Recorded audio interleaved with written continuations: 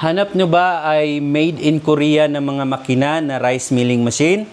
Ito po ang Shinong Rice Mill Machine. Portable na po siya, di kuryente. Pang single phase lang po. Kahit kuryente sa bahay ninyo ay pwede na. 3.3 kilowatts lang po ang consumption nito. 220 volts. Dapat po hindi fluctuated. Madali lang po siyang i-operate. May kasama na po itong palay pre-cleaner at rice sorting machine. Complete set natin.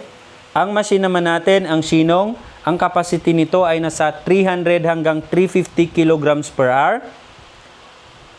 Ang input ng palay at ang capacity naman output nito ay nasa 200 hanggang 250 kilograms per hour.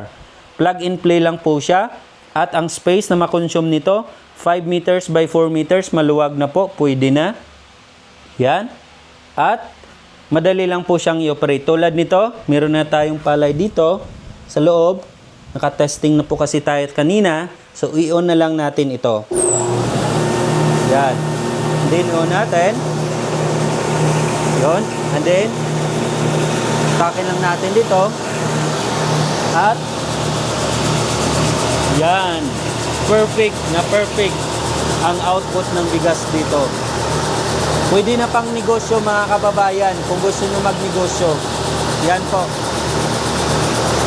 Ang Shinong Rice Mill Machine. Message na po kayo.